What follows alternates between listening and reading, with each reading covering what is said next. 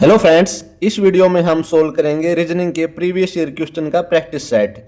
यदि आप लोग किसी भी एग्जाम की तैयारी कर रहे हो तो ये प्रैक्टिस सेट आप लोगों के लिए बहुत ज़्यादा इंपॉर्टेंट रहने वाला है, क्योंकि इसमें वही क्वेश्चन लिए गए हैं जो पिछली परीक्षाओं में पूछे गए थे। तो चलिए शुरू करते हैं। हमारा पहला क्वेश्चन है, लुप्त संख्या पद ज्ञात करो। इसमें दे रखा है ऊपर 3, 4, नीचे 91, ऊपर 2, 5, नीचे 133, ऊपर 6, 1। यहाँ पे पूछा है कि नीचे कौन सी संख्या आएगी। Option A 217, option B 191, option C 200 या ऑप्शन डी 167। तो देखो, इस टाइप के क्वेश्चन को कैसे सोल्व करेंगे। यहाँ पर क्वेश्चन मार्क नीचे दे रखा है, इसका मतलब क्या है कि ऊपर की जो दो संख्याएं हैं इनकी या जोड़, घटा, गुणा, भाग, वर्ग, घन कुछ भी करने के बाद जो बन रहा है वो नीचे आ रहा है। तो देखो कैसे सोल्व करेंगे इसको। ऊपर है 3 और नीचे है 4। अगर हम ये ऊपर जो 3 है इस 3 की पावर 3 करें, यानी 3 का क्यूब करें, वो होता है 3 की पावर 3 होती है 27। यहां पर है 4, इस 4 की पावर 3 करेंगे वो होता है 64। अब इस 27 को और इस 64 को दोनों को जोड़ें अगर हम, तो 7 और 4 11, 6 और 2 8, असल का 1 9। तो 27 और 64 को जोड़ने के बाद कितना आया, 91, वो यहाँ पे लिखा गया है। एक बार ये लॉजिक हम इसमें और चेक करके देखते हैं। ऊपर है 2, तो यहाँ पे 2 की पावर 3 करेंगे हम, 2 की पावर 3 होता है 8। यहाँ पर है 5, 5 की पावर 3 करेंगे वो होता है 125, और 125 और 8 जोड़ेंगे तो हो जाएगा 133। अब हमें यहाँ पे निकालना है कि कौन सी संख्या आएगी। ऊपर दे रखा है 6, तो 6 की पावर 3 करेंगे हम, 6 की पावर 3 होता है 216। ऊपर है 1, 1 की पावर 3 करेंगे, 1 को कितनी पावर हो वो 1 ही रहेगा, तो 216 को और 1 को जोड़ेंगे तो कितना हो जाएगा 217। तो यहाँ पर कौन सी संख्या आएगी, यहाँ पे आ जाएगा 217। ऑप्शन ए इसका राइट आंसर हो जाएगा। चलते हैं अगले क्वेश्चन पर। अगला क्वेश्चन है वेन डायग्राम से रिलेटेड कि वेन आरेख चुनिए, महिलाएं, पत्नी और माताएं के बीच वेन डायग्राम क्या बनेगा। ऑप्शन ए, बी, सी या डी।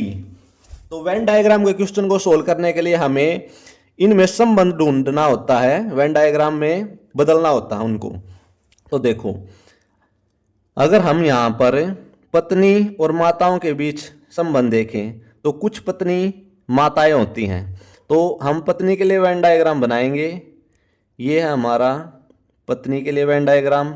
अब कुछ पत्नी माताएं होती हैं तो यहाँ पे ये बनेगा माताओं के लिए वेन डायग्राम। उसके बाद हमारे पास क्या बचा, महिलाएं। तो सभी पत्नियां क्या होती हैं, महिलाएं होती हैं, और सभी माताएं क्या होती हैं, महिलाएं होती हैं।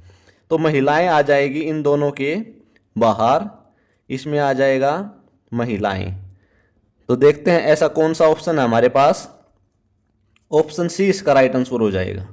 चलते हैं अगले क्वेश्चन पर। अगला क्वेश्चन है, इसमें बोल रहा है कि जिस प्रकार पहली आकृति दूसरी आकृति से संबंधित है उसी प्रकार तीसरी आकृति से संबंधित आकृति का चयन कीजिए। इसमें क्या बोल रहा है क्वेश्चन में कि जो संबंध इस आकृति का इस आकृति के साथ है वही संबंध हमें इस आकृति का इन चारों आकृतियों में से संबंध ढूंढना है कि कौन सा ऑप्शन इसमें से यहाँ पे आएगा। तो देखो इस क्वेश्चन में क्या लॉजिक लग रहा है। ये जो आकृति है इसमें जो ये एरो ऊपर की तरफ है, मतलब एरो यहाँ पे है, और इसमें एरो नीचे की तरफ है। मतलब हुआ क्या है, एक बार तो इस आकृति को क्लॉकवाइज ऐसे मोड़ा गया 90 डिग्री, उसके बाद फिर ऐसे मोड़ा गया है, यानी इसको 180 डिग्री ऐसे घुमाया गया है, 180 डिग्री इसको घुमाया गया है। ये पहले ऐसे था एरो, फिर एरो ऐसे होगा, फिर एरो ऐसे होगा। अब हम इसको देखते हैं। इसमें ये जो आकृति है अगर हम इसको पहले 90 डिग्री घुमाएंगे तो ये आकृति कुछ ऐसी हो जाएगी। उसके बाद फिर से हम इसे 90 डिग्री घुमाएंगे तो ये आकृति कुछ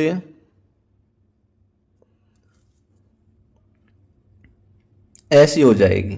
तो हमें ये 180 डिग्री घुमाना है, तो 180 डिग्री घुमाने के बाद कैसी आकृति हुई, ऐसी। देखते हैं ऐसी कौन सी आकृति है। देखो हमारे पास ये दो आकृतियां ऐसी आई जिनमें इसकी चोंच नीचे की तरफ है, इसमें साइड में होगी, इसमें ऊपर होगी, तो ये भी कट हो गया, ये भी कट हो गया। अब देखो ये जो P था, ये P यहाँ पे नीचे, यहाँ से उठा के यहाँ पे रख दिया, नीचे रख दिया, ये P इस आकृति में यहाँ पे रख दिया, लेकिन होना क्या चाहिए था, ये P इस तरफ होना चाहिए था, तो ये आकृति भी गलत हो जाएगी। तो हमारी आकृति निकल कर आई थी ऐसी, और ये आकृति है यहाँ पे, तो ऑप्शन ए इसका राइट आंसर हो जाएगा। चलते हैं अगले क्वेश्चन पर। अगला क्वेश्चन है, दी गई आकृति में कितने वृत्त हैं। ये एक आकृति दी गई है और पूछा है कि इस आकृति में टोटल कितने वृत्त हैं, टोटल कितने सर्कल हैं। ऑप्शन ए 7, बी 10, सी 6 या डी 8। तो कैसे सोल्व करेंगे इस क्वेश्चन को। पहले हम ये सर्कल है, ये जो ये बड़ा सर्कल, फिर छोटा सर्कल, ये सर्कल, इसको काउंट करेंगे। ये जो अंदर वाला है, एक सर्कल ये हो गया, ये वाला। दूसरा सर्कल हो गया ये यहाँ पे, और तीसरा सर्कल हो गया ये बाहर वाला। तो 3 सर्कल तो हो गए ये। उसके बाद एक सर्कल ये 4, एक सर्कल ये 5 और एक सर्कल ये 6। तो टोटल कितने सर्कल हुए, 3 तो ये थे हमारे पास, एक ये 4, एक 5 और एक 6, तो 3 ये हो गए। टोटल कितने हुए, 6 सर्कल हो गए इस आकृति में। ऑप्शन सी इसका राइट आंसर हो जाएगा। चलते हैं अगले क्वेश्चन पर। अगला क्वेश्चन है मिरर इमेज से रिलेटेड कि दर्पण प्रतिबिंब ज्ञात करो। ये आकृति दी गई है और पूछा है कि अगर हम दर्पण को यहाँ पे रखेंगे, M और N पे रखेंगे, तो इन चारों आकृतियों में से कौन सा इसका दर्पण प्रतिबिंब बनेगा। तो देखो इस टाइप के क्वेश्चन को हमेशा ऑप्शन से सोल्व करना चाहिए। इसमें दे रखा ऊपर ये एरो का निशान, अगर दर्पण यहाँ पे रखा गया है तो ये इस तरफ जाने के बाद ये उल्टा हो जाएगा, ट्विस्ट हो जाएगा। मतलब ये जो एरो है, ये एरो आ जाएगा कुछ इस तरह यहाँ पे। उसके बाद ये है, ये घूम के इस तरफ हो जाएगा ऐसे, ये ऐसे। और ये जो पीछे ट्रायंगल है एरो के पीछे, ये हो जाएगा कुछ इस तरह।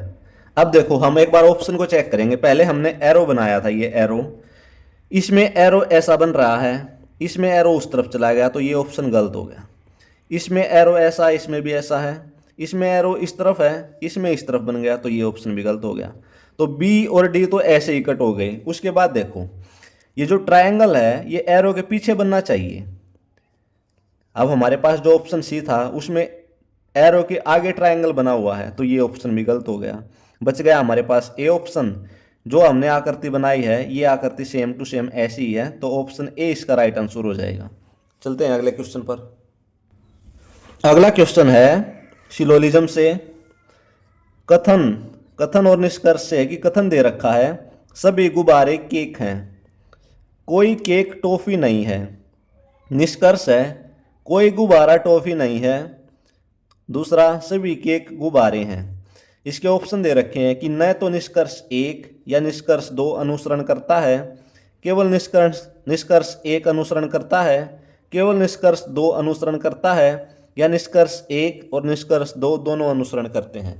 तो कथन और निष्कर्ष वाले क्वेश्चन को हम वेन डायग्राम के तरीके से सोल्व करेंगे। इसमें बोला कि सभी गुब्बारे केक हैं, यानी सभी जो गुब्बारे हैं, सभी गुब्बारे क्या हैं, केक हैं। तो हमने केक के अंदर गुब्बारा बना दिया, सभी गुब्बारे केक हो गई। कोई केक टॉफी नहीं है, तो यहाँ पे बोला कि कोई भी केक टॉफी नहीं है, तो हमने केक और टॉफी दोनों को अलग अलग कर दिया, इनके बीच कोई संबंध नहीं है। अब देखो हमारा कथन जो था वो बन गया कि सभी गुब्बारे केक हैं, सभी गुब्बारे केक हैं, कोई केक टॉफी नहीं है, कोई केक टॉफी नहीं है। अब निष्कर्ष देखो क्या बोलता है, कोई गुब्बारा टॉफी नहीं है। अगर कोई केक टॉफी नहीं है तो कोई गुब्बारा भी टॉफी नहीं है, बिल्कुल सही।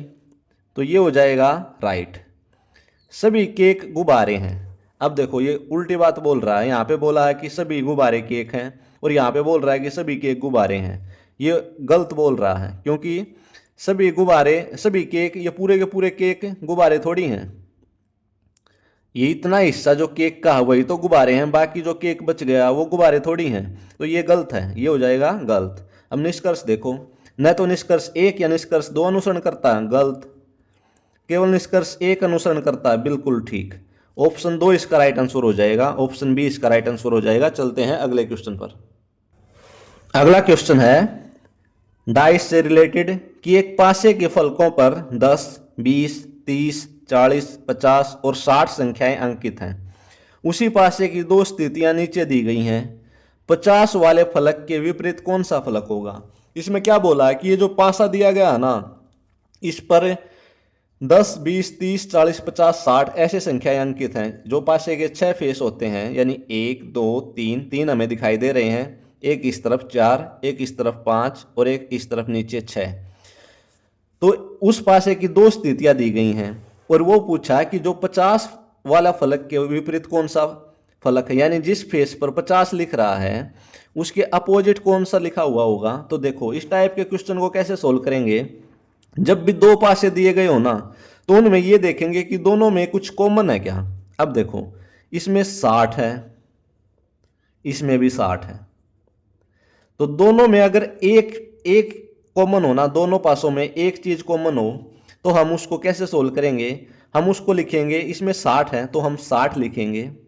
उसके बाद ऐसे जैसे घड़ी चलती है, घड़ी की सुइयां चलती हैं, ऐसे चलाएंगे। 60 के बाद 10, 10 के बाद 20।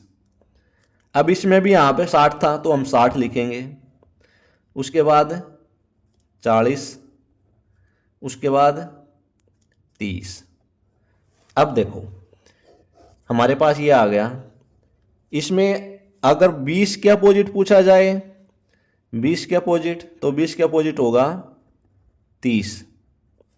10 के अपोजिट पूछा जाए तो 10 के अपोजिट होगा 40। अब बच गया ये दोनों 60 हैं। अब दोनों 60 के अपोजिट 60 तो होगा नहीं, तो जोन सी संख्या इनमें से बच गई ना, हमारे पास देखो यहाँ पे 10 था, 10 आ गया, 20 था, 20 आ गया, 40 था, 40 आ गया, 30 था, 30 आ गया। तो यहाँ पे बोला कि 50 वाले फलक के विपरीत कौन सा होगा। तो दोनों जगह 60 है, तो एक जगह क्या आना चाहिए? एक जगह आना चाहिए यहाँ पे 50। तो 50 के अपोजिट क्या हो गया? 50 के अपोजिट हो गया ये 60।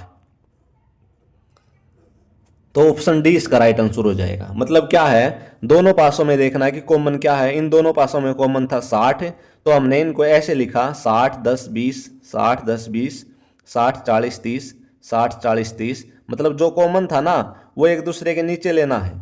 उसके बाद देखना है कि इन जो 6 अंक आए उनमें से कौन सा अंक यहाँ पे छुपा हुआ था जो इनमें से यहाँ पे नहीं आया, तो वही उसके अपोजिट हो जाएगा। बाकियों के अपोजिट 10 के अपोजिट 40, 20 के अपोजिट 30 और 60 के अपोजिट 50। तो 50 वाले फलक के अपोजिट क्या आया? 60 यहाँ पे। चलते हैं अगले क्वेश्चन पर। अगला क्वेश्चन है, दिए गए चित्र में व्यवस्थित घनों की संख्या ज्ञात करो। ये एक चित्र दिया गया और पूछा है कि इसके अंदर टोटल कितने घन हैं। ऑप्शन ए 20, बी 24, सी 16 या डी 23। तो देखो, हमारे पास ये जो नीचे वाला आधार है इस घन का, यहाँ पर ये एक घन, ये दूसरा, ये तीसरा, ये, यानी इस वाली लाइन में कितने हैं? 3। ऐसे ही इसमें कितने हुए? इसमें 3, ऐसे इसमें 3। तो 3 इसमें, 3 इसमें और 3 इसमें। तो नीचे वाले में टोटल कितने हुए? 9। ऐसे इसके ऊपर जो है उसमें कितने हुए? 9, क्योंकि नीचे भी 9 है तो उसके ऊपर भी वही आ करती है, उसमें भी 9 होंगे। अब यहाँ पर नहीं है, यहाँ पर नहीं है, यहाँ पर नहीं है और पीछे भी नहीं है।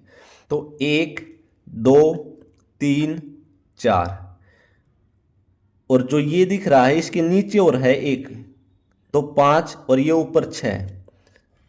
समझे? 1, 2, 3, 4 और ये 5 और एक इसके नीचे रह गया जो हमें दिखाई नहीं दे रहा है लेकिन वो है, तो वो 6। तो इन तीनों को जोड़ देंगे, 9 और 9 18 और 6 24। ऑप्शन बी इसका राइट आंसर हो जाएगा। चलते हैं अगले क्वेश्चन पर। अगला क्वेश्चन है, स्थिति प्रतिक्रिया पर आधारित प्रश्न है। इसमें बोल रहा है, इसमें एक ऐसी सिचुएशन देते हैं और उसमें से पूछते हैं कि अगर आप उस टाइम पे वहां पे होते तो आप उस सिचुएशन में क्या करते। तो इसमें दे रखा है कि आप एक मॉल में घूमने वाले थे कि आपको बंदूक चलने की आवाज आई और उसी समय 3 लोग मॉल से बाहर आते दिखे। वे एक सफेद कार में सवार होकर भाग निकलते हैं। आप उस कार का नंबर नोट कर लेते हैं। मॉल में प्रवेश के बाद आपको पता चलता है कि एक व्यक्ति को गोली मारकर लूट लिया गया है। व्यक्ति घायल तो है परंतु हालत गंभीर नहीं है। ऐसी अवस्था में आप क्या करोगे। तो इसमें ये 4 ऑप्शन दे रखे हैं और पूछा है कि अगर आप वहां पे होते तो आप क्या करते। देखो इस टाइप के क्वेश्चन में सभी का अपना अलग अलग मत आएगा, लेकिन जो एक्चुअल में ठीक होना चाहिए, मतलब जो एक्चुअल में स्थिति होनी चाहिए कि यही करना था, तो वो वाला ऑप्शन हमें ढूंढना होगा। ऑप्शन ए है, अपना कार्य यथावत करते रहेंगे क्योंकि अन्य लोग पीड़ित की सहायता कर रहे हैं और सीसीटीवी पर घटना रिकॉर्ड हो गई है। ऑप्शन बी है, सहायता की पेशकश कर पीड़ित को अस्पताल ले जाएंगे। ऑप्शन सी, घटना की जानकारी देकर पुलिस को बुलाएंगे, उन्हें उस कार का नंबर देंगे और एम्बुलेंस भी बुलाएंगे। ऑप्शन 4, मॉल प्रबंधन सुरक्षाकर्मी को सूचित कर उनसे तत्काल कार्रवाई की मांग करेंगे। देखो इसमें बोला गया कि आप क्या करोगे उस टाइम पे। तो इसमें जो सबसे सटीक आंसर है ना कि हाँ ये वाला आंसर हम टिक करेंगे, वो है ऑप्शन सी कि घटना की जानकारी देकर पुलिस को बुलाएंगे, उन्हें उस कार का नंबर देंगे और एम्बुलेंस भी बुलाएंगे। तो इसका राइट आंसर हो जाएगा ऑप्शन सी। चलते हैं अगले क्वेश्चन पर। अगला क्वेश्चन है कि अमित को ठीक से याद है कि उसके पिता का जन्मदिन 8 जुलाई के बाद लेकिन 12 जुलाई से पहले पड़ता है। अमित के भाई को ठीक से याद है कि पिता का जन्मदिन 10 जुलाई के बाद लेकिन 15 जुलाई से पहले पड़ता है।